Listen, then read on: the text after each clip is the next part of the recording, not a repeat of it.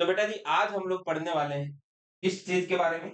आज हम लोग पढ़ेंगे क्या होता है इलेक्ट्रोलिसिस। आई थिंक ये मैं पहले भी आप लोगों को बता चुका हूँ, है ना? और मैंने आप लोगों को ये बोला है कि इलेक्ट्रोलिसिस की कई सारी डेफिनेशन होती है। आज हम दूसरी डेफिनेशन की बात करेंगे।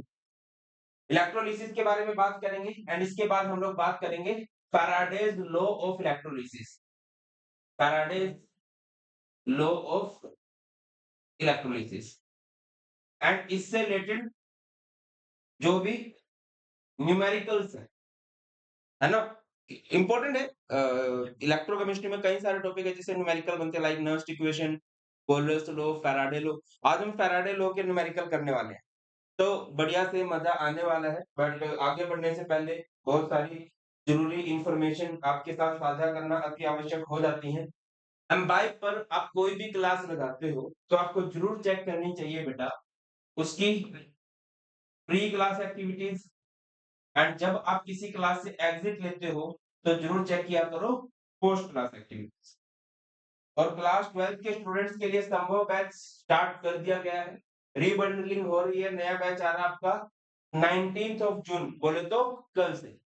इस बैच में मैथ्स आपको पढ़ाने वाले हैं डी विजन विशाल महाजन सर, फिजिक्स आपको पढ़ाएंगे सुनील जांगड़ा सर, केमिस्ट्री आपको पढ़ाने वाला हूं मैं भारत पंचाल, और बायो आपको पढ़ाने वाली है काजल मैम। बढ़िया बैच है। और कुछ फीचर्स की बात करूं तो फीचर्स क्या रहने वाले हैं?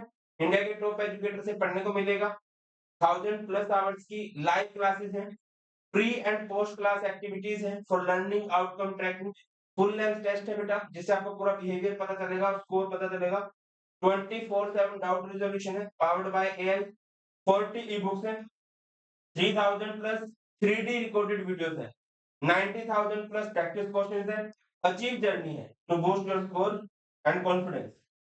और इस बैच की एक्सेस के लिए आपको ज्वाइन करना है टू एमबाइब सिंपल, सब्सक्राइब करना है टू एमबाइब सिंपल। और एमबाइब सिंपल में आपको सिर्फ वो नहीं मिलेगा कि एक बैच मिल गया, आप 11th क्लास का कोई भी कोर्स, 12th का, जेई का, नीट का, किसी भी क्लास का कोई भी कोर्स देख सकते हैं। और इसके अलावा एमबाइब की जितनी भी एप्स हैं, बहुत सारी एप्स हैं like Embibe learning outcome, Embibe lens, lab experiment, frokipedia, brain apps, Embibe for parents, इन सब की एक्सेस भी आप लोगों को मिल जाएगी। प्राइसिंग की बात करें, बहुत सारे बच्चे बोलते हैं प्राइस क्या है? प्राइस बिल्कुल ना के बराबर रखा है। अगर आप 1 ईयर का सब्सक्रिप्शन लेते हैं तो आपको कॉस्ट करेगा 500 रुपीज पर मंथ, और अगर आप 3 मंथ का सब्सक्रिप्शन लेते हैं तो आपको कॉस्ट करेगा 600 रुपीज पर मंथ। 1 ईयर के सब्सक्रिप्शन पर एक्स्ट्रा डिस्काउंट के लिए आप लोग कोड यूज कर सकते हो अचीव 20, और 3 मंथ के सब्सक्रिप्शन पर एक्स्ट्रा डिस्काउंट के लिए आप लोग कोड यूज कर सकते हो अचीव 50। क्लियर है? और एमबाई पर बहुत बढ़िया बढ़िया बुक्स होती हैं भाई। बुक्स किस तरह से होती हैं देख लीजिए, इस तरह से आपको फील देंगी।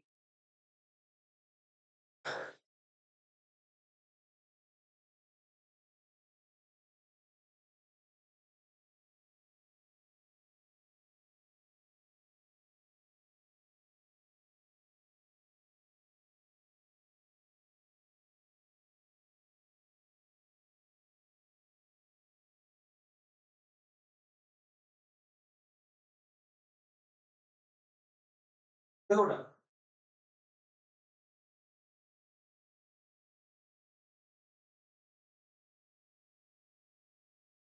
इलेक्ट्रोलिसिस किसे कहते हैं? अच्छा, इलेक्ट्रोलिसिस का एक शॉर्टकट होता है। शॉर्टकट क्या है भाई? पैनिक। पैनिक क्या मतलब है पैनिक का? Positive terminal is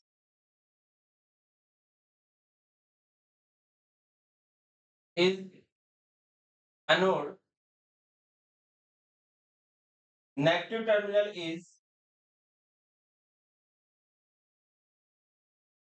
cathode. अगर आपको पता हो कि इलेक्ट्रोकेमिकल सेल इसका उल्टा होता था, है ना? उसमें क्या होता था, नेगेटिव टर्मिनल को एनोड बोलते थे और पॉजिटिव टर्मिनल को कैथोड बोलते थे। सीन क्या होता है, जैसे कि हमारे पास एक कंटेनर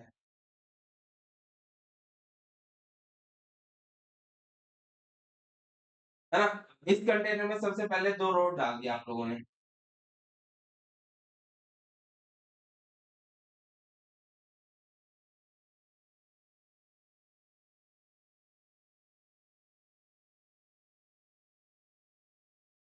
और इनको कनेक्ट कर दिया सोर्स ऑफ पावर या बैटरी से कनेक्ट कर दिया।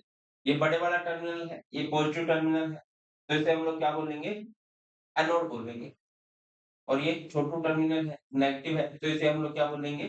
कैथोड बोलेंगे। यहाँ पर आप कुछ भी ले सकते हो, एक्वस सॉल्यूशन ले सकते हो या फिर मोल्टन फॉर्म में ले सकते हो, जैसे कि आपने NaCl ले लिया मोल्टन फॉर्म।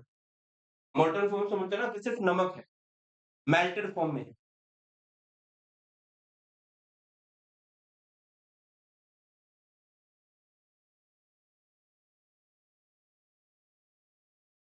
आपने यहाँ पर लिया है NaCl, फोकस कीजिएगा बेटा, ये मोल्टन फॉर्म में है। तो जैसे ही किसी आयनिक सॉलिड में से हम इलेक्ट्रिसिटी पास करवाते हैं, तो वो सब्सटेंस हमारा डिसोसिएट हो जाता है आयंस के अंदर। तो जो NaCl है, ये भी डिसोसिएट हो जाएगा बेटा जी, किसके अंदर? आयंस के अंदर। ये Na पॉजिटिव हो गई, Cl नेगेटिव हो गया। अब जो Cl नेगेटिव है, ऑब्वियसली अट्रैक्शन होती है टुवर्ड्स अपोजिट साइड। वैसे तो कलयुग है ना? और पीक पे चल रहा है, कोई भी कहीं भी अट्रैक्शन शो कर सकता है, but 99.99% opposite side he attraction होती है ना? लड़कों की फेवरेट हीरोइन होती है, लड़कियों के फेवरेट हीरो होते हैं, है ना? कुछ भी, है ना? और लड़कों के फेवरेट हीरो भी हो सकते हैं, इसमें कुछ बुराई नहीं है, बट अगर प्यार है लड़के को लड़के से तो थोड़ी दिक्कत है, ठीक है? ऑफ टॉपिक जा रहे हैं, ये पेपर में नहीं आएगा। तो Na पॉजिटिव, अच्छा भाई, जो जहाँ अट्रैक्शन शो करता है मुझे कोई फर्क नहीं पड़ता, प्लीज, है ना? कहीं मुझे ये बोल दे भारत सर अपोजिट है इसके, भाई ना फेवर में ना अपोजिट, डर लगता है, संसारिक आदमी है? बस टॉपिक को समझने की कोशिश करना। क्लियर है? हाँ, अपना तो यही है, 5-6 साल पहले कैरियर बनाओ, फिर जहाँ अट्रैक्शन शो करनी है कर देना। अब ये पॉजिटिव है, पॉजिटिव टर्मिनल, ये जो पॉजिटिव आयंस है ये इधर जाए, नो डाउट।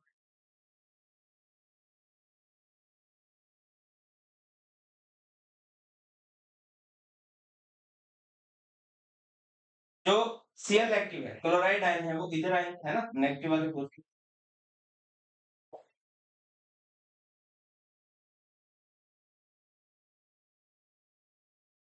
क्लियर है? अब वैसे मैं आपको बताऊं कि इसका नाम कैथोड क्यों पड़ा, क्या लॉजिक है इसका नाम कैथोड पड़ने का? जब किस पे तो नेगेटिव चार्ज और कैट वर्ड से तो हमें पॉजिटिव की फील आती है। तो इसका एक्चुअल रीजन ये है कि कैटायंस जो है, cations moves to cathode. Cations किस तरफ जाते हैं? कैथोड की तरफ। कैटायंस पे हमें पता है पॉजिटिव चार्ज है, तो कैथोड पर कौन सा चार्ज होगा? Negative charge. Anion moves to anode. Anion, भाई भयंकर ही गर्मी है? एसी चल रहा है रूम में और फिर भी वो भी चल रहा है 16 पे, और बहुत छोटा सा कमरा है ये, 10 बाय 10 का है, पूरा भरा हुआ है, फिर भी पसीने आ रहे हैं, तो इस वजह से ये सीन बन जाता है। क्लियर है? और थोड़ा सा आगे मैं आपको लॉजिक क्लियर करता चलूं। देखो बुलबुलो, क्या होता है?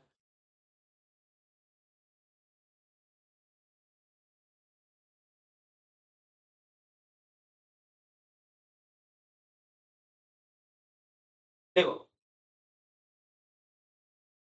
एनायन गए हैं एनोड की तरफ, और शायद आपको बताओ एनोड पर कौन सी रिएक्शन होती है? आप लोगों ने एक वर्ड याद किया होगा, नहीं किया तो कर लो, ओए। ओए का मतलब होता है oxidation at anode. Oxidation at anode. तो जो क्लोराइड आयन है वो एनोड पे गया, एनोड पे ऑक्सीडेशन, ऑक्सीडेशन का मतलब होता है लॉस ऑफ इलेक्ट्रॉन। तो ये जो क्लोराइड आयन है, ये इलेक्ट्रॉन देगा और क्लोरीन गैस बन जाएगा। गैस तो डायटोमिक फॉर्म में होती है, हाफ क्लोरीन कर दो। ये एक अलग से टॉपिक है, इसको बोला जाता है प्रोडक्ट ऑफ इलेक्ट्रोलिसिस। ये अलग से क्लास होगी, अभी थोड़ा सा वैसे समझ लो, ठीक है? और रिडक्शन कहां पर होती है बेटा? कौन सी टीम है जो आज तक आईपीएल नहीं जीत पाई? हर साल आईपीएल स्टार्ट होता है, ई साल कप नाम डे बोलते रहते हैं बेचारे, कभी नहीं जीत पाते और लगता भी नहीं। चलो come to the point, reduction होती है कैथोड, कैथोड पे होती है रिडक्शन, रिडक्शन रिडक्शन होती है कैथोड पे। कैथोड की तरफ कौन गया है? कैटायन। कैटायन है पॉजिटिव, ये इलेक्ट्रॉन लेगा और ये क्या बन जाएगा? Na बन जाएगा इधर सॉलिड फॉर्म में। अभी कुछ दीदी बुरा मान जाएँगे। कुछ भैया भी मान सकते हैं और हम कोहली के फैन हैं। चलो कम टू द पॉइंट। ये क्लियर हुआ कि क्लोराइड आयन गया एनोड पे कौन सी रिएक्शन होती है? ऑक्सीडेशन। ऑक्सीडेशन का मतलब लॉस ऑफ इलेक्ट्रॉन, तो क्लोरीन गैस बना। और रिडक्शन होती है कैथोड पर। Na पॉजिटिव ने एक इलेक्ट्रॉन लिया और Na सॉलिड बन गया। अब सॉलिड बन के चीजें डिपॉजिट होती हैं, गैस बन के चीजें लिबरेट होती है। ठीक है, गैस बन गई। अब गैस का काम क्या है? रिलीज होगी, वो लिबरेट होगी। अब सॉलिड सब्सटेंस है, सॉलिड सब्सटेंस चिपकेगा कहीं, वो तो उड़ान नहीं भरेगा ना, वो डिपॉजिट होता है। चलो अब इलेक्ट्रोलिसिस की डेफिनेशन पे आते हैं। दो substance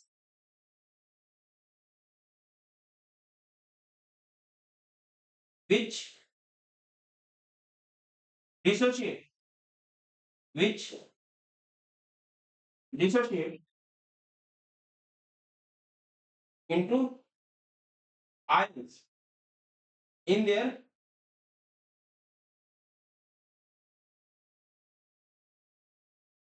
aqueous solution or in molten form on passing electricity and move towards move towards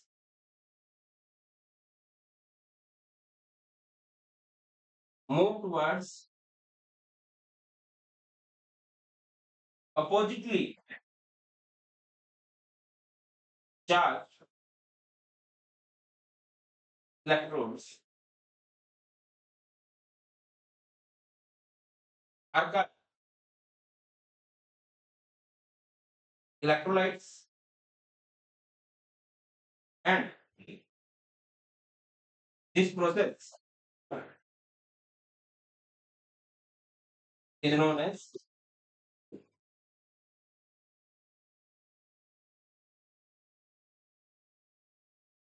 electrolysis. I think तुम लोगों को क्लियर हो गया होगा यार कि मैं क्या समझाना चाह रहा हूँ आप लोगों को।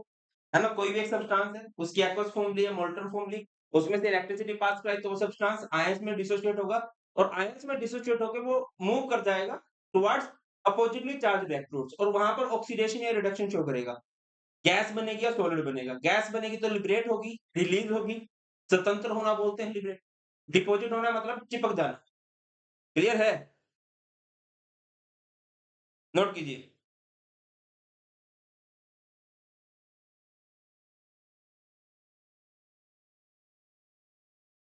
सीएसके को सपोर्ट करते हैं भाया, और जब तक रोहित शर्मा कैप्टन था मुंबई इंडियंस को भी करते थे। सौम्या सर बोर्ड को साइड करो, आप नहीं दिख रहे, मैं आपको देखने आता हूँ। जो मैं कह रहा था ना, कुछ होते हैं जो सेम साइड अट्रैक्शन शो करते हैं, वो इसी जैसे होते हैं। पढ़ ले मेरे भाई, पढ़ ले।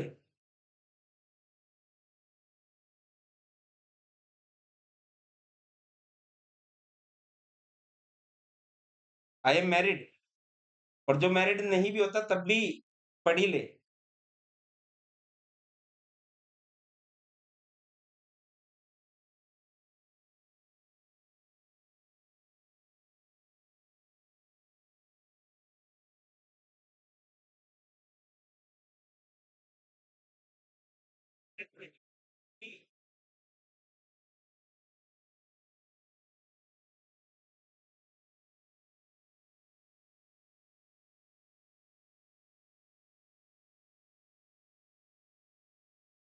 चलिए आगे मूव करें।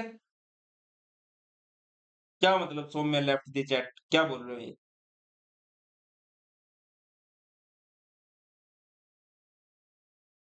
चलो come to the point, let's move forward.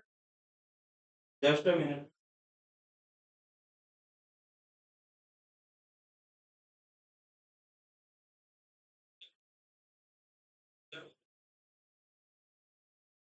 तो अलग अलग साइंटिस्ट अलग अलग टाइम पे पागल होते हैं, है ना।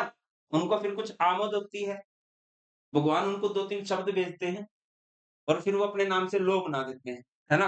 पता नहीं कब हमें भी वो आमद होगी। तो फ़ैराडे दादा ने 2 लॉ दिए। हम बात कर रहे हैं सबसे पहले फ़ैराडेज़ फर्स्ट लॉ ऑफ इलेक्ट्रोलिसिस।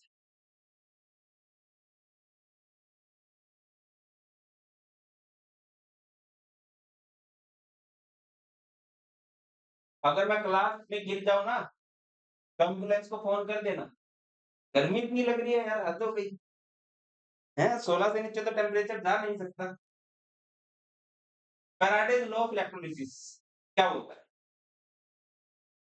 कि भैया अगर हमारे पास कोई कंटेनर है, उसमें रॉड लगी हुई है, उसपे बैटरी लगा दी, है ना? कोई सब्सटेंस ले लिया मान के चलो AB, है ना? उसकी मोल्टन फॉर्म कह लो, एक्वस फॉर्म कह लो, जो तुम्हारा दिल करे, मान लो हमने इसको पानी में डाल दिया। तो कोई सब्सटेंस होगा जो सॉलिड स्टेट में होगा, तो सॉलिड स्टेट में डिपॉज़िट होता है, गैसेस फॉर्म में लिबरेट होता है। तो उन्होंने बोला कि कोई सब्सटेंस कितना डिपॉज़िट होगा किसी रोड पे या कितना लिबरेट होगा, डिपेंड करता है कि मैं यहाँ से कितना इलेक्ट्रिसिटी पास करवा रहा हूँ, कितना चार्ज पास करवा रहा हूँ। गेटिंग माय पॉइंट और note?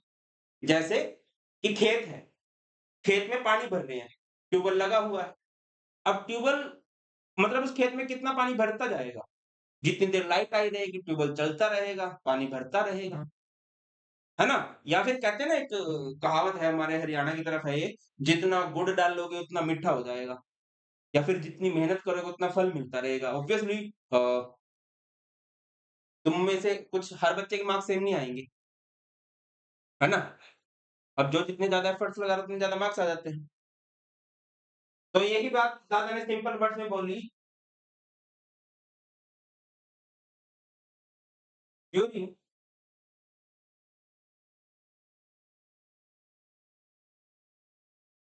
Electrolysis amount of a substance deposited or liberated at electrodes is proportional to the quantity of charge passed through the electrolyte. Passed through the electrolyte. है ना? किसी भी इलेक्ट्रोलाइट में से आपने इलेक्ट्रिसिटी पास कराई, तो इलेक्ट्रोड्स के ऊपर कितना सब्सटेंस डिपॉजिट होगा या लिबरेट होगा। वैसे हम जनरली लिबरेट की बात नहीं करते हैं, डिपॉजिट की ही बात करते हैं। ठीक है? कितना सब्सटेंस डिपॉजिट होगा डिपेंड करता है कि मैंने वहाँ से कितना चार्ज पास करवाया है। इसको मैथमेटिकली करते हैं। मैथमेटिकली क्या है भाई?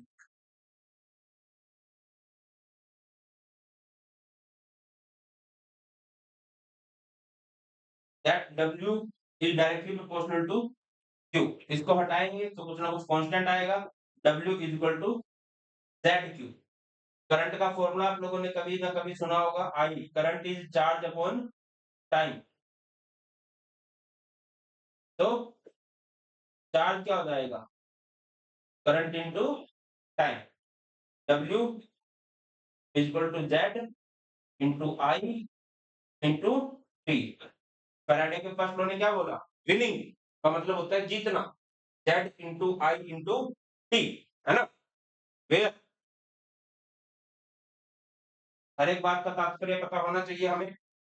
W का मतलब होता है दादा अमाउंट ऑफ सब्सटेंस डिपॉजिटेड और लिबरेटेड। डिपॉजिटेड की ही बात करो।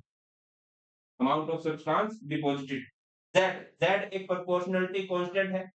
इसका नाम है electrochemical equivalent. Electrochemical equivalent. I से पहले Q पता होना चाहिए। Q का मतलब क्या होता है बेटा? चार्ज। उसके बाद I बोले तो करंट। और टी बोले तो टाइम, और टाइम को आप लोग सेकंड्स में लोगे, सेकंड्स में ही लोगे, है ना? चाहो या ना चाहो जल्दी से नोट कर लो।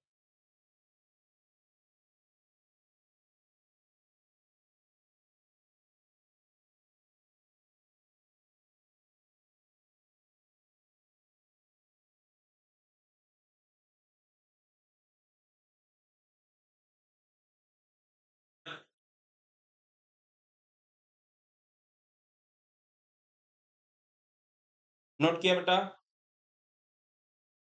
स्पैमर से याद आया कि स्पैमर नहीं आए क्या? नोट किया? चलो थोड़ा इसको और बढ़ते हैं आगे। तो W इज इक्वल टू क्या होता है? जिट। एग्जाम कुछ और आए या ना आए, एक क्वेश्चन पक्का आता है, कांस्टेंट को डिफाइन करना।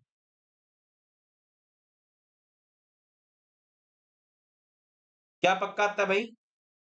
कांस्टेंट को डिफाइन करना।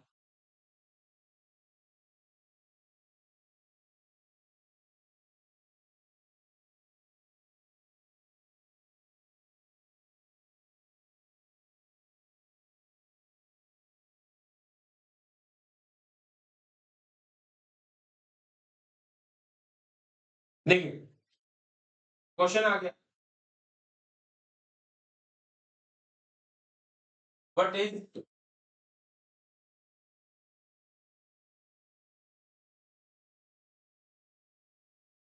Electrochemical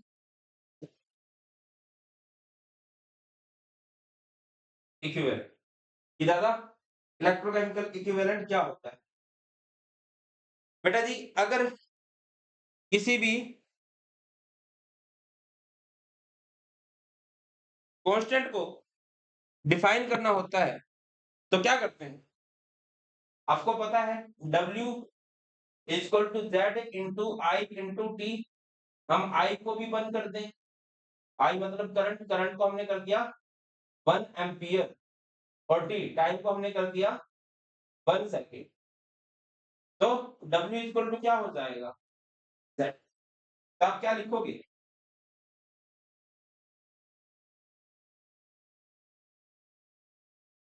electrochemical equivalent, electrochemical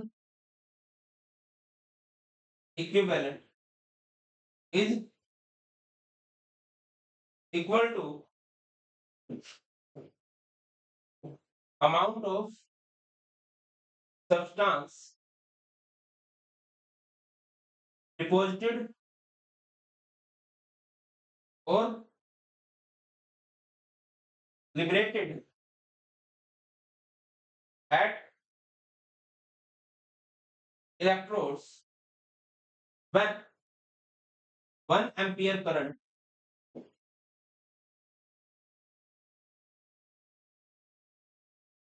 is passed for 1 second in electrode। Clear है? बेटा जी कांस्टेंट को डिफाइन करना आता है, कई बार आया है, आज से पहले भी आया है, और मैं आपको हर एक क्या करता हूँ, हर एक क्लास में आपको कांस्टेंट को डिफाइन करना जरूर सिखाता हूँ। कांस्टेंट को डिफाइन कैसे करते हैं? उसके सामने वाले के इक्वल ले आओ उसको, और सामने वाले के इक्वल कब हो सकता है? जब उसके पड़ोसी 1 1 हो जाए, है ना? सामने वाला डब्ल्यू, डब्ल्यू का मतलब होता है वेट, मास, कितना सब्सटेंस डिपॉजिट हुआ है, लिबरेट हुआ है। जेड इलेक्ट्रोकेमिकल इक्विवेलेंट, आपने क्या लिखा? Electrochemical equivalent is equal to amount of substance deposit और liberated when 1 ampere of current is pass for 1 second. Z का फॉर्मूला क्या होता है बेटा? जेड का फॉर्मूला होता है molar mass by into F, where F का मतलब क्या होता है? एफ का मतलब होता है बेटा जी फैराडे कांस्टेंट, फैराडे कांस्टेंट, और फैराडे कांस्टेंट की वैल्यू कितनी होती है? 96 500 कूलम्ब पर मोल। चाहो तो भी, ना चाहो तो भी एक बार NOTE कर लीजिए, और इसके कुछ बढ़िया बढ़िया न्यूमेरिकल लगाते हैं। करें,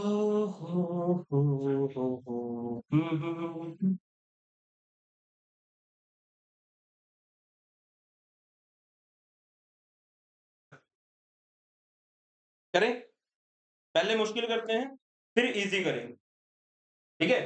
देखो, नोट कर लिया? आई थिंक कर लिया होगा। पहला क्वेश्चन, ये क्वेश्चन आया था 2017 में। क्वेश्चन क्या है? Calculate the mass of deposited at cathode. Calculate the mass of AG deposited at cathode. Hmm? When a current of 2 ampere, when a current of 2 ampere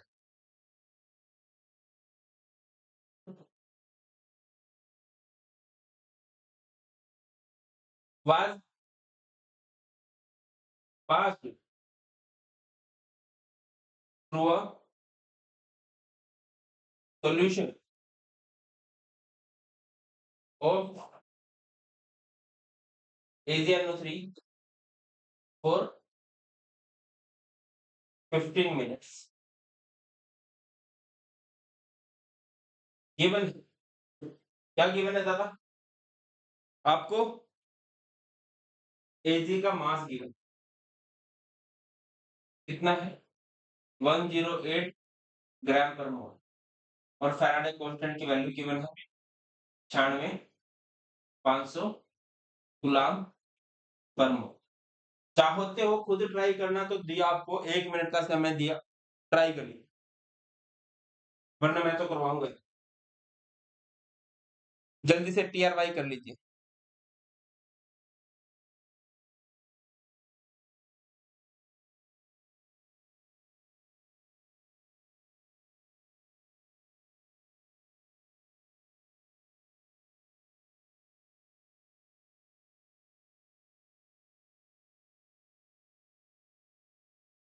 देखो बेटा, ऐसा क्वेश्चन कभी भी आ जाए, कभी भी आ जाए मतलब आएगा, ऐसा क्वेश्चन आया हुआ है पहले भी कई बार और कई क्वेश्चन हम लोग ट्राई करेंगे। तो सबसे पहली बात, अब ये देखो कि सॉल्यूशन किसका है। सॉल्यूशन हमारे पास है AgNO3 का। अब AgNO3 में से चिपकाना किसको है? सिल्वर को चिपकाना है। तो सिल्वर को चिपकाना है तो पहले AgNO3 को तोड़ो, तोड़ोगे तो ये बन जाएगा Ag पॉजिटिव NO3 नेगेटिव। अब ये जो Ag पॉजिटिव है, एक इलेक्ट्रॉन लेगा और इलेक्ट्रॉन लेके Ag सॉलिड बनेगा और फिर चिपकेगा। बस ये है क्वेश्चन। कर दो ट्राई, TRY करो। W amount of substance deposit और लिबरेटेड का formula ZIT, Z into I into T। Z is molar mass by N into F into I into T। Molar mass कितना है बुलबुलो? मोलर मास आपको silver का दे रखा है 108। N का मतलब आपको पता है, नंबर ऑफ इलेक्ट्रॉन लॉस या फिर गेन कितना हुआ इस रिएक्शन में। दिखाई दे रहा है कि एक इलेक्ट्रॉन का गेन क्या है सिल्वर ने, तभी वो सिल्वर सॉलिड बना। 1 फैराडे कांस्टेंट की वैल्यू 96,500 इनटू में आई बोले तो करंट, कितना करंट पास कराया गया है? 2 एम्पियर। कितने टाइम के लिए पास करवाया है? 15 मिनट्स। मिनट्स में टाइम नहीं लेना है, सेकंड में लेना है। तो ये कितना हो जाएगा? 900। जैसे कि मैं तुम सबसे अत्यधिक प्रेम करता हूं तो मुश्किल कैलकुलेशन मैं कर देता हूं, डबल जीरो से डबल जीरो कट है, तो ये कितना बच गया? 108 इंटू 18 बाय 965। अब बिना कैलकुलेटर के मैं तुम्हें सोल्व करके दिखाता हूँ। 108 इंटू 18,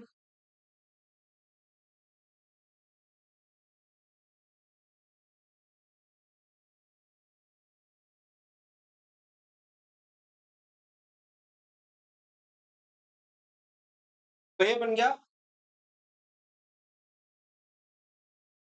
2.014 ग्राम। क्लियर? नोट कीजिए बेटा।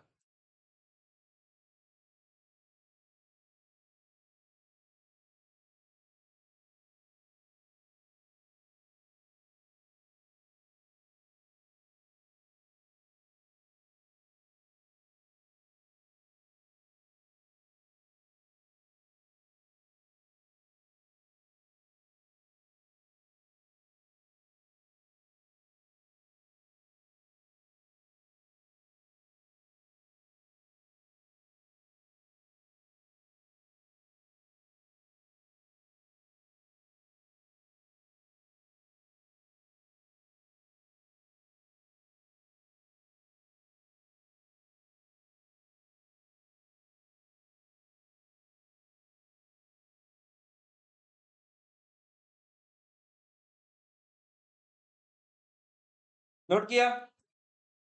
चलिए क्वेश्चन को थोड़ा आगे बढ़ाते हैं।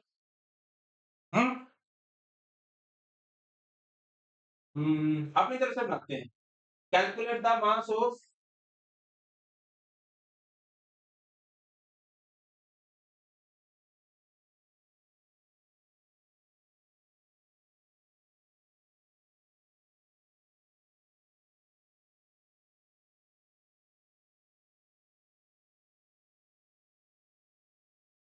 हम यहाँ पर सॉल्यूशन ले लेते हैं।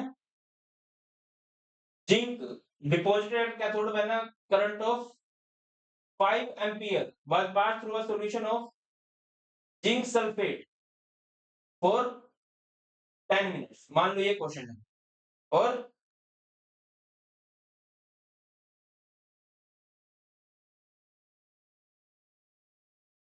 जिंक का मास कितना होता है बेटा? 65 ग्राम पर मोल। अब ये क्वेश्चन करना है। आपको 1 मिनट का समय दिया, वैसे वे मैंने आपको सिखा दिया है, ट्राई कीजिए।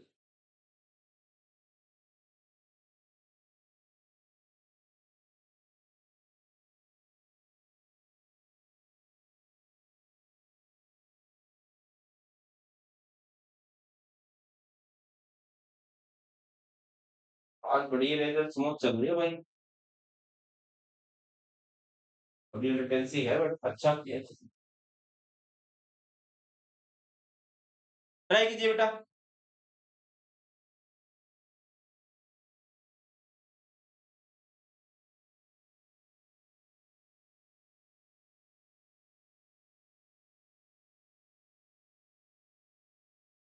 मेरा तो दिल कर रहा है क्लासेस की टाइमिंग मॉर्निंग कर दूं, सुबह 10 बजे ले लूं तुम्हारी क्लास।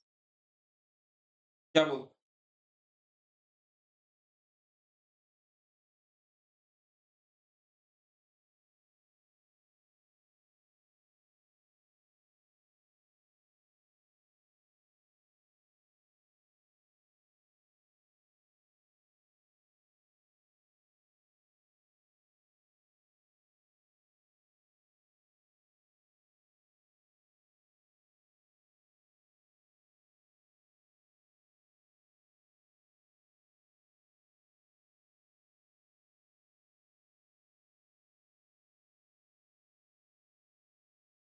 चलिए बेटा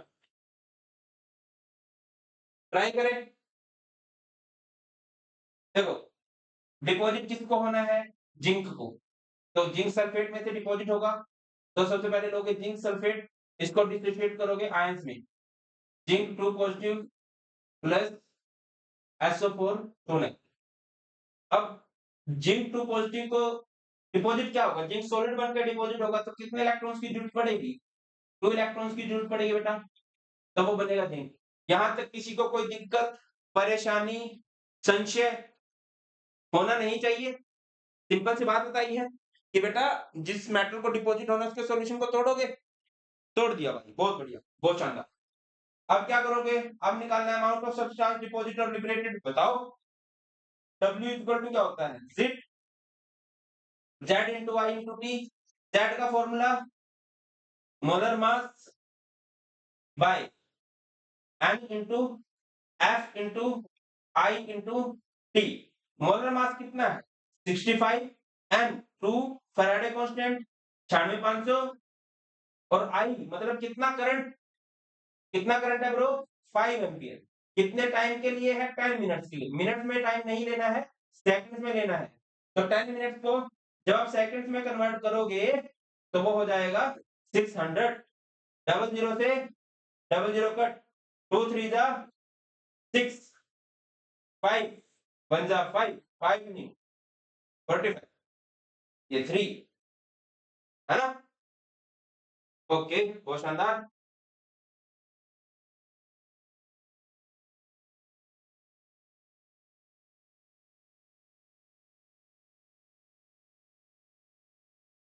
195 बाई 193 तो अप्रोक्स कितना आएगा? 1 पॉइंट दो बज गया, जीरो लग गया, जीरो लग गया, 1.01 ग्राम अप्रोक्स। इतना ही आएगा। इतना ही सब्सटेंस डिपॉजिट होगा भाई, क्या बोलते हो? मुझे ऐसा लगता है कि ये कंसेप्ट अब आप लोगों को क्लियर है।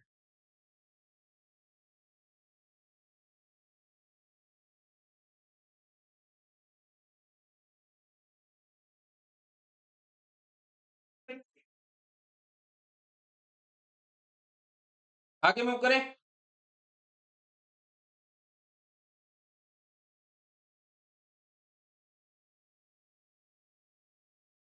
चलो, तो ये फर्स्ट लॉ से रिलेटेड न्यूमेरिकल बनते हैं। फर्स्ट लॉ से और बहुत सिंपल सिंपल से क्वेश्चन भी बनते हैं। जैसे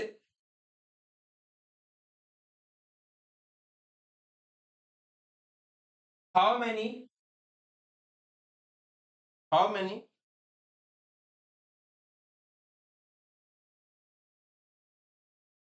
how much charge in Faraday और कूलम्ब्स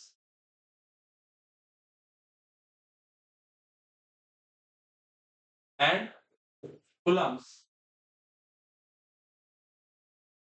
रिक्वायर्ड फॉर फॉलोइंग।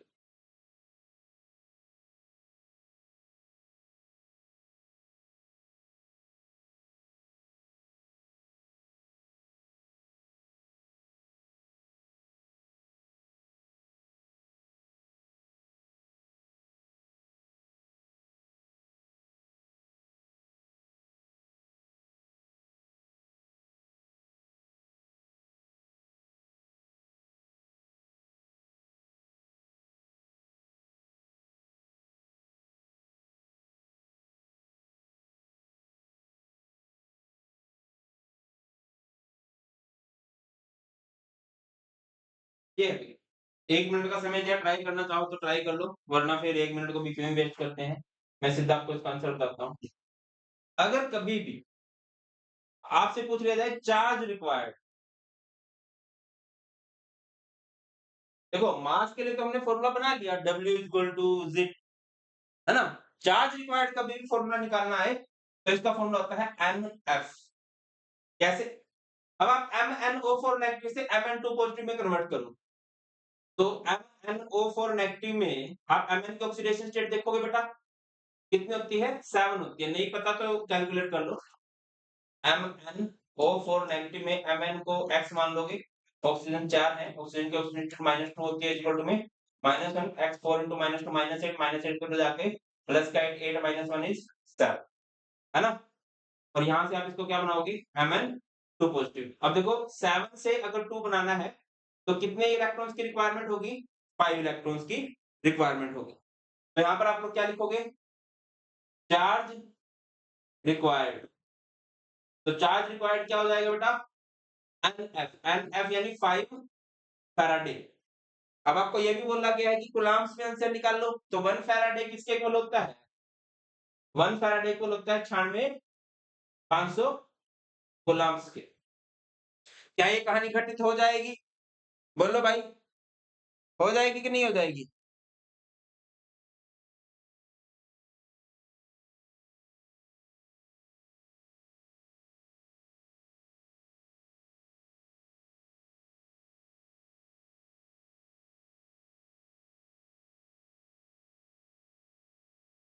इधर आ जाओ। कॉपर टू पॉजिटिव से कॉपर बनाना है, तो ये खुद कर लेना यार, है ना? जब तक खुद से ट्राई नहीं करोगे बात बनेगी नहीं। कॉपर टू पॉजिटिव से कॉपर बनाना है, तो 2 इलेक्ट्रॉन की रिक्वायरमेंट होगी, तो यहां से चार्ज रिक्वायर्ड कर सकते हैं। Charge required, charge required is NF. NF यानी 2 फैराडे, और कूलम्ब्स में करो तो 2 into 96500 कूलम्ब। अब H2O2 से आपको O2 बनाना है, इस H2 को निकाल दो। इस H2 को हटाओगे, हाइड्रोजन में पॉजिटिव चार्ज होता है, 2 हाइड्रोजन गए तो 2 पॉजिटिव चला गया। इस पूरे पे चार्ज आएगा 2 नेगेटिव, और इस पे चार्ज है 0। तो यहाँ पर क्या होगा? कितने इलेक्ट्रॉन का डिफरेंस बनेगा? 2 इलेक्ट्रॉन का। इसको 2 इलेक्ट्रॉन रिलीज करने पड़ेंगे, तब ये O2 बनेगा। तो चार्ज रिक्वायर्ड का फॉर्मूला क्या होता है? कितने इलेक्ट्रॉन का लॉस या फिर गेन हो रहा है रिएक्शन के अंदर? चार्ज रिक्वायर्ड कितना होगा बेटा? एम एफ, यानी 2 Faraday 2 into 96500। Getting my point और not? I hope you are getting my point. Clear है बेटा?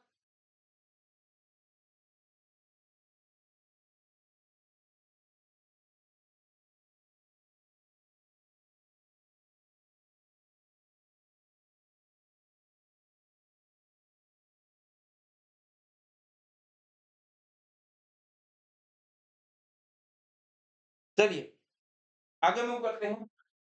Next is Faraday's second law of electrolysis. Second law of electrolysis. हाँ, ऑब्वियसली फर्स्ट लॉ में भाई को कुछ कमी लगी होगी तभी उसको सेकंड लॉ बनाने की जरूरत पड़ी। उन्होंने पहले उसमें क्या किया था, एक कंटेनर लिया था, एक बिकर लिया था, उसमें एक सॉल्यूशन लिया था और फिर देखा एक मेटल डिपॉजिट हो रही है। फिर उन्होंने क्या किया, एक से ज्यादा बिकर लिए, 2 3 4 5, और उनको कनेक्ट कर दिया सीरीज में। जब सीरीज में कनेक्ट करते हैं तो शायद सेम अमाउंट ऑफ चार्ज पास होता है ना? कुछ इस तरह से उन्होंने कलाकारी करी।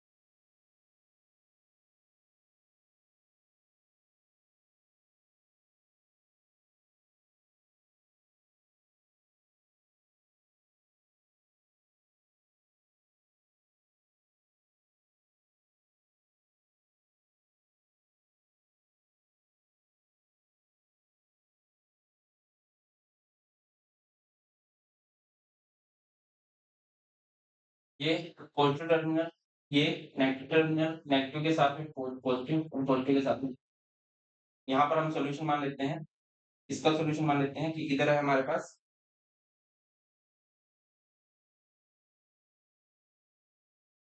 कॉपर सल्फेट सॉल्यूशन, और इधर मान लेते हैं कि हमारे पास कौन सा सॉल्यूशन है, AgNO3 सॉल्यूशन। ठीक है बेटा? अब दो अलग अलग इलेक्ट्रोलाइट है, अलग अलग कंटेनर में है, सीरीज में कनेक्ट करके सेम अमाउंट ऑफ इलेक्ट्रिसिटी यहाँ से पास करा दिया।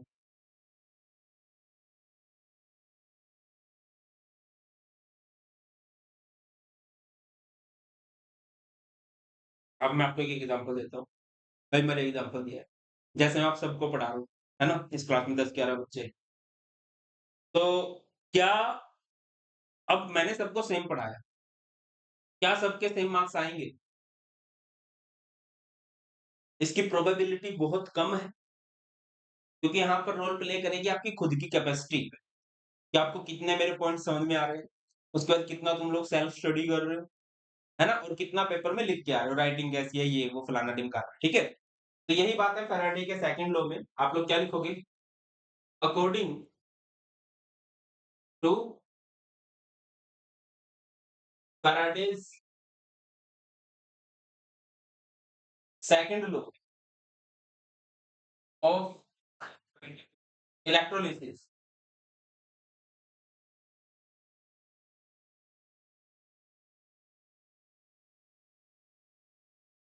When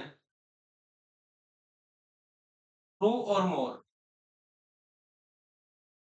different electrolyte, different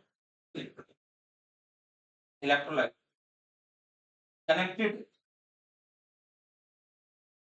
in series and same amount of electricity pass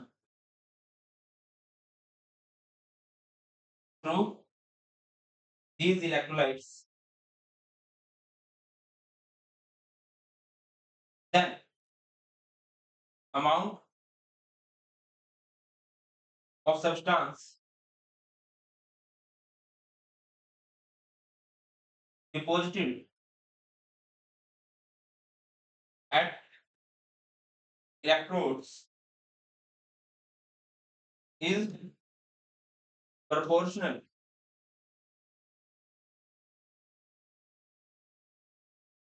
is equal to their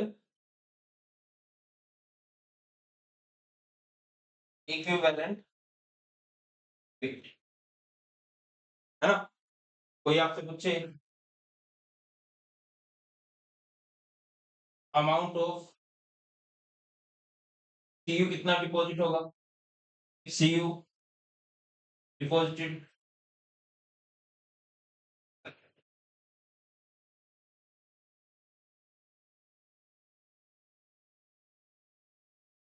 कितना डिपॉजिट होगा भाई CU,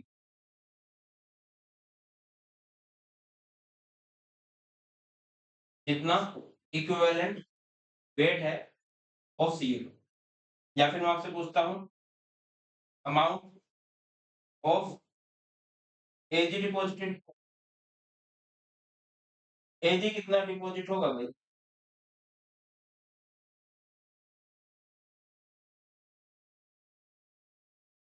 equivalent weight of as, है ना? कोई भी सब्सटेंस कोई भी मेटल कितने डिपॉजिट होगी डिपेंड करता है उसके इक्विवेलेंट वेट पे। क्लियर है कि नहीं? आई थिंक तो क्लियर होगा। अब आप में से बहुत सारे पूछेंगे कि इक्विवेलेंट वेट कैसे निकलता है। इक्विवेलेंट वेट कैसे निकाला जाता है भाई? Molar mass by charge. Note कीजिए, मोलर मास बाय चार्ज में भी एज ऊपर आएगा। बेटा जो सॉल्यूशन आपने लेफ्ट में ले लिया उसको ऊपर लिख लो, बात एक ही है, बात एक ही है। अगर आपको ये ठीक है, इसमें कुछ भी गलत नहीं है, यही है कि रट्टा मारो तो इतना मारो कि हमें पता होना चाहिए कौन कहाँ है। मैं दोबारा कह रहा हूँ कि सही था वो। यहाँ पे हम लोग AgNO3 सॉल्यूशन ले लेते हैं और यहाँ पर कॉपर सल्फेट सॉल्यूशन ले लेते हैं। तो mass of Ag deposited, Ag कितना डिपॉजिट होगा भाई? जितना इक्विवेलेंट वेट है ऑफ Ag का, और यहाँ पर mass of Cu deposited, Cu कितना डिपॉजिट होगा भाई? जितना इक्विवेलेंट वेट है ऑफ Cu का। क्लियर होती बात?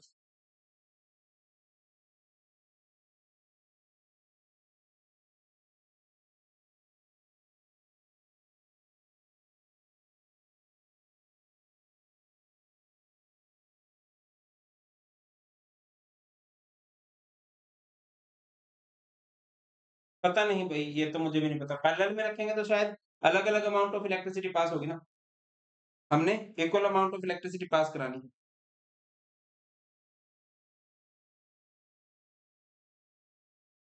नोट किया बेटा?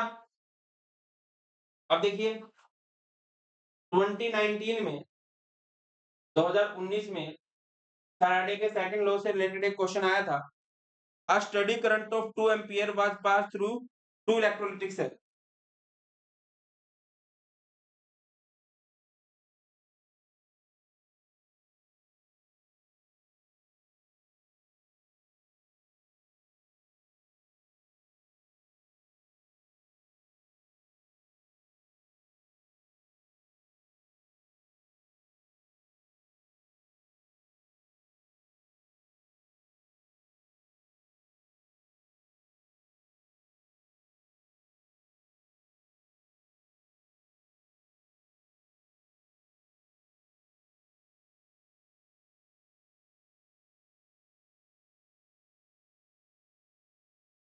Connected in series containing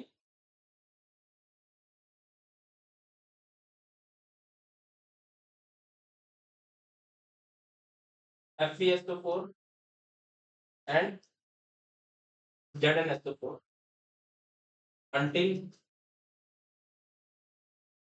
2.8 gram of iron deposited at X. How long did the current flow?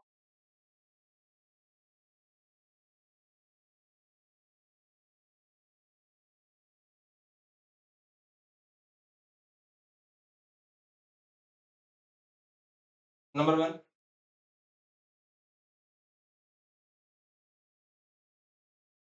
calculate the mass of zinc positive. बहुत सारी बातें आपको गिवन है। कौन कौन सी गिवन है? मोलर मास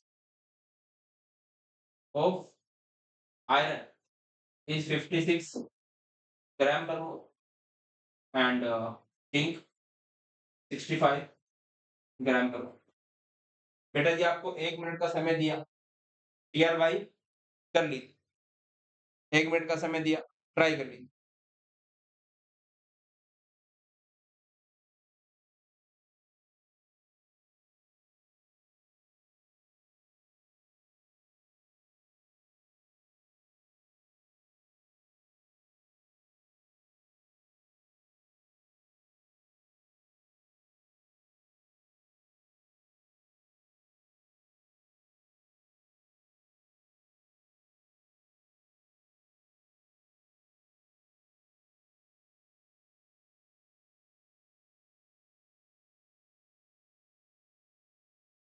ट्राई किया बेटा?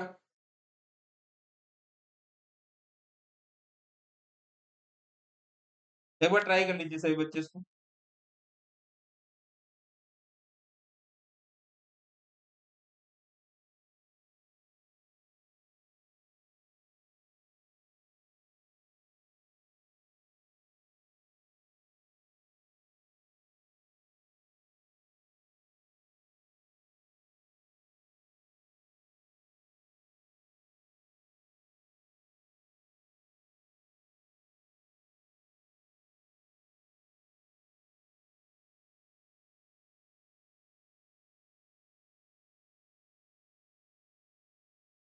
चलिए, कैसे करना है बेटा इस क्वेश्चन को?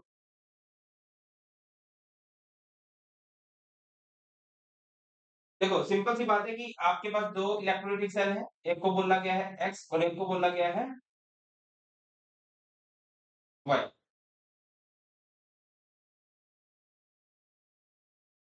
एक में रखा गया है, अच्छा यहाँ पर रोड लगा दो आप नहीं सर।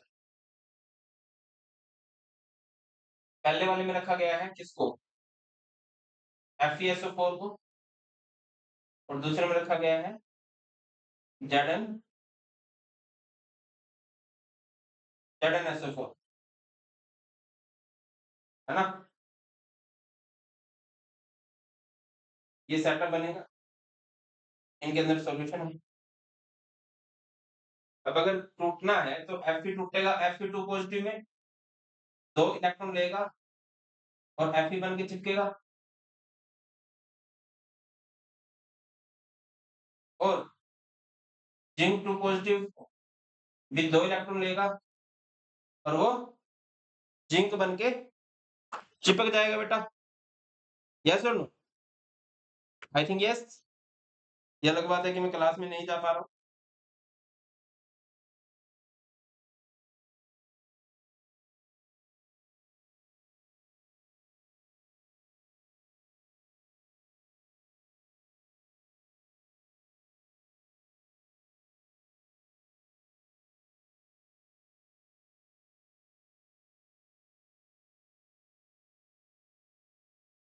देखिए, तो यहाँ से क्या होगा? अब आपको पहले तो टाइम निकालना है। तो W का फॉर्मूला पता होगा आप लोगों को। W का फॉर्मूला क्या होता है? Z into I into T। Z is molar mass bye N into F into I into T। ये W है। अब W कितना आयरन डिपॉजिट हो गया, ये वाला तो आपको दे रखा है ना। आपको दे रखा है कि 2.8 ग्राम आयरन डिपॉजिट हो गया। मोलर मास कितना होता है आयरन का? 56 बाय में 2 इलेक्ट्रॉन लिए हैं। फैराडे कांस्टेंट की वैल्यू 9500। आई कितना करंट पास करा है बेटा? 2 एम्पीयर का करंट था। और टाइम टाइम हमें नहीं पता। मुश्किल कैलकुलेशन कर देता हूँ, 2 से 2 कैंसिल हो जाएगा। ये क्या बन जाएगा? 2.8 into 96500 by 56 is equal to T. इसके डेसिमल से एक जीरो कट, क्योंकि डेसिमल हटेगा तो कौन में 10 जाएगा। और यहां से अगर हम इसको सोल्व करें तो 28 दूना 56 होता है।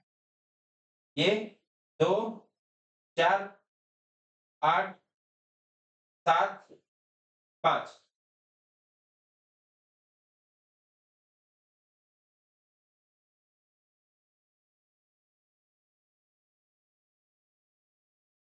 तो टाइम कितना आ गया बेटा? यहां से आ गया 4825 सेकेंड। ठीक है, तो टाइम निकालना था। अब दूसरा क्वेश्चन आपको निकालना है, हाउ, पहली बात how long did the current flow, और दूसरा निकालना है calculate the mass of zinc deposited. अब जिंक डिपॉजिटेड अगर आपको निकालना है तो दो तरीके हैं, है ना। एक तो ये वाला लगा सकते हो, mass of Fe deposited by mass of zinc deposited. कितना Fe डिपॉजिट होगा? Equivalent weight of iron by equivalent weight of zinc, है ना। तो मास ऑफ आयरन कितना डिपॉजिट हुआ है बुलबुलो? I think 2.8। जिंक को हमें नहीं पता, इसको x मान लो। इक्विवेलेंट वेट ऑफ आयरन कितना आएगा? इक्विवेलेंट वेट कैसे निकलता है? Molar mass by charge. अब मोलर मास इसका कितना है? 56, डिवाइड कर दोगे 2 से। और जिंक का इक्विवेलेंट मास 65 बाय में 2, ऊपर चला जाएगा ये।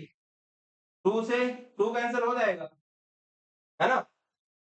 इसका डेसिमल आएंगे, कौन में 10 आएगा, वो 10 जाएगा ऊपर। 2.8 का 10 नीचे आएगा, उधर जाके ऊपर जाएगा। 28 टू जा 65, है ना। और ये, है ना। तो x इज इक्वल टू कितना बना यहाँ से? 4/13, 0.309। बेटा इस तरह से इसको निकाला जा सकता है।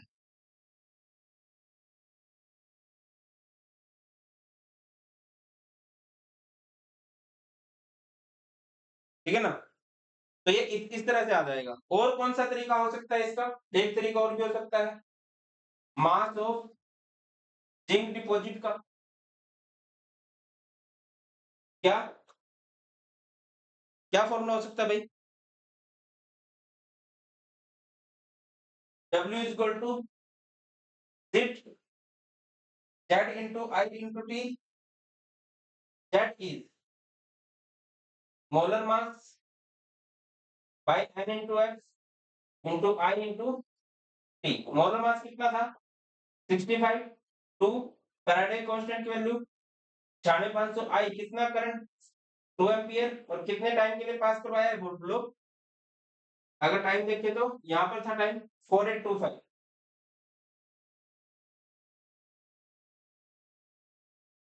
क्लियर है बेटा? तो यहां से कर देंगे, 2 से 2 कैंसिल।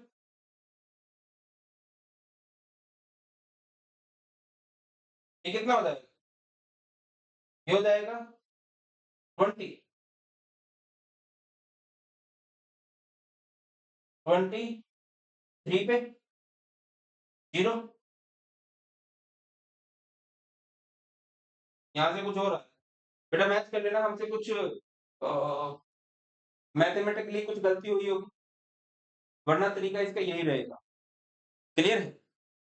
और अब मेन बात है कि मैं कई बार बोलता हूँ ना कि हाँ, बढ़िया से 3D रिकॉर्डेड वीडियोज़ हैं। एक बार वीडियोज़ की सहायता से भी आप समझ लीजिए, ये है हमारे पास पैरालैक्सिस।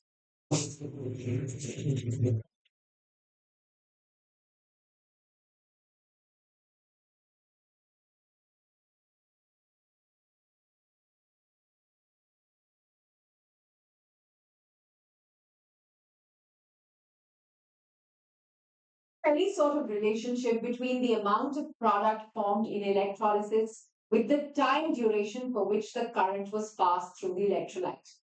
Let's dive into the concept for a better understanding. Anita has a decorative article to be electroplated with precisely 0.03 grams of copper. She processes the article by passing a current of 0.15 amperes through the copper sulfate solution for 10 minutes. To attain such precision, she followed Faraday's first law of electrolysis. Let's study Faraday's first law of electrolysis to understand the quantitative aspects of electrolysis. For this, let's continue with the same example of copper sulfate.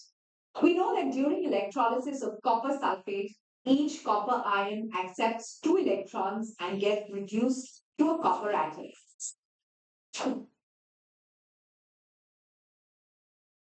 Thus, solid copper gets continuously deposited on the cathode. In terms of moles, we can say that 1 mole of copper is produced when 2 moles of electrons flow around the circuit. 1 mole of copper corresponds to 63.5 grams of copper as its atomic weight is 63.5. While 1 mole of electrons contains 6.023 into 10 raised to the power 23 electrons, which is Avogadro's number. We also know that the flow of electrons constitutes the electric current. This electric current, which is measured in amperes, and the time for which it flows through the circuit gives us the quantity of electricity passing through the circuit.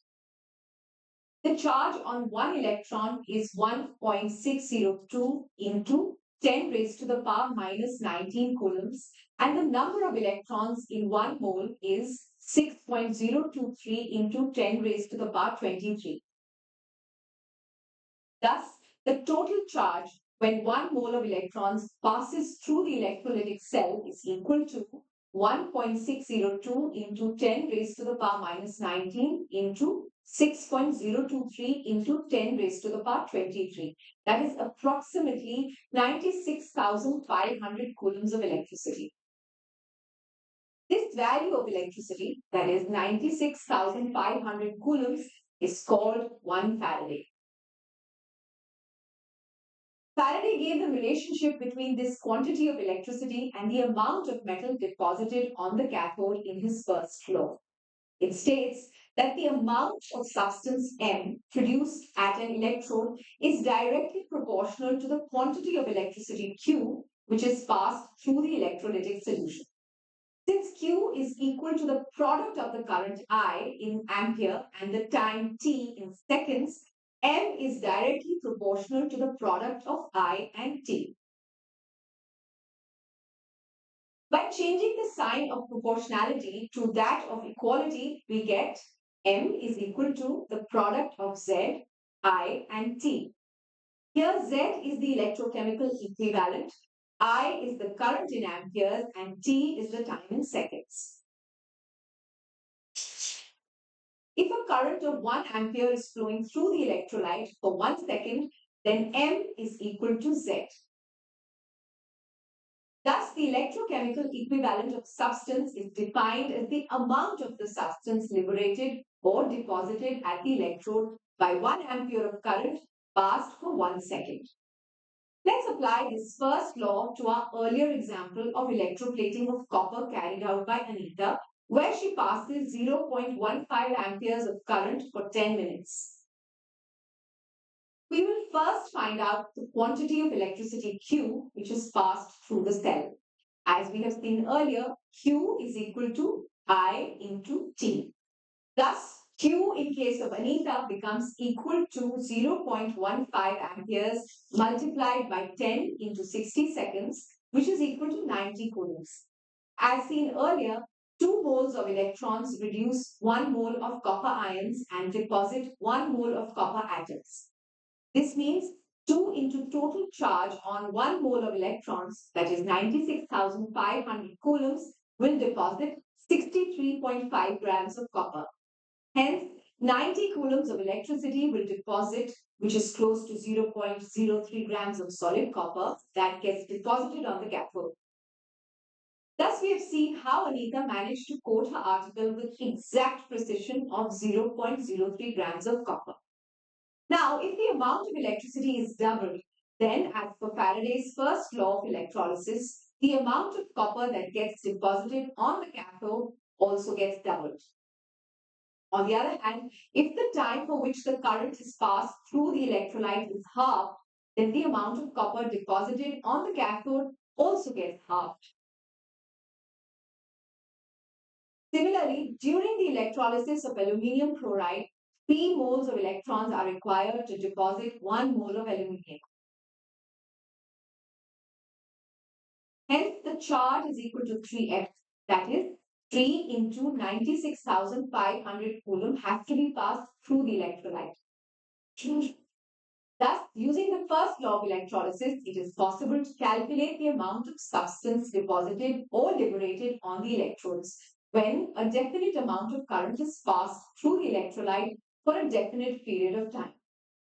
To summarize, using the first law of electrolysis, it is possible to calculate the amount of substance deposited or liberated on the electrodes. It depends on the definite amount of current passed through the electrolyte for a definite period of time. Thus, to obtain a given amount of product, we can accordingly calculate the time period for which the electrolysis is needed. To your surprise, Faraday also gave a second law of electrolysis. Stay tuned to learn more. Keep it vibing. We believe in you. बेटा लगे यार आपको second law भी समझा देता हूँ है ना। अब देखो सिंपल वे में कितनी इजी समझ में आ गया होगा कि यार चलो एक बार सर ने समझा दिया और एक बार ये 3D मॉडल से भी बढ़िया से और समझ में आ जाता है ना। देखिए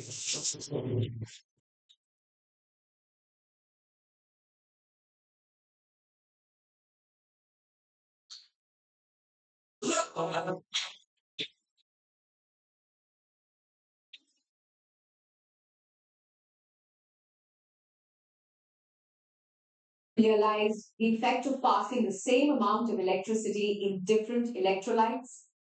Let's explore the relationship among the amount of products formed in different electrolytic solutions. During the study of Faraday's first law of electrolysis, we have seen that it is possible to calculate the amount of substance deposited or liberated on the electrodes when a definite amount of current is passed through the electrolyte for a definite period of time. Let's now see what happens when the quantity of electricity passing through the different electrolytes is the same. This relationship is given by Faraday's second law of electrolysis. This law states that when the same quantity of electricity is passed through different electrolytes, the masses of the substances liberated or deposited at the respective electrodes are in the ratio of their equivalent weights or their chemical equivalents. For this, consider 2 electrolytic cells, one containing lead nitrate and the other containing silver nitrate. The cells are connected together in series. Now pass 1920 coulombs of electricity through both of them. During electrolysis, Pb2 plus ions, which are formed during the dissociation of lead nitrate, get reduced to lead atoms on the cathode in the left-hand cell. Thus, 2 moles of electrons are required to deposit 1 mole of lead. Similarly, Ag plus ions are reduced to silver on the cathode in the right-hand cell. Hence, 2 moles of electrons are required to get 2 moles of silver. After electrolysis, it is found that 2 0.07 grams of lead is deposited on the cathode in the left-hand cell, while 2.16 grams of silver is deposited on the cathode in the right-hand cell. Thus, the ratio of weights of lead and silver is 0.958. This ratio is almost the same as the ratio of equivalent weights of lead and silver. Thus, using the second law, we can calculate either the mass of a substance deposited or liberated on the electrode or the equivalent weight of one of the metals involved during electrolysis. To summarize, according to Faraday's second law of electrolysis, if the quantity of electricity passed through different electrolytes is the same, then the masses of the substances liberated or deposited at the respective electrodes are in the ratio of their equivalent weights or their chemical equivalents. Do you know about the process of plating one metal on another by electrolysis? Watch the upcoming video to find out more about it. We believe in you. तो चलिए बेटा, ये था हमारा electrolysis and Faraday's law of electrolysis. I hope आप लोगों को बहुत अच्छे से क्लियर हो गया होगा, कुछ भी डाउट नहीं बचा होगा। बचा है तो आप कमेंट्स कर सकते हैं।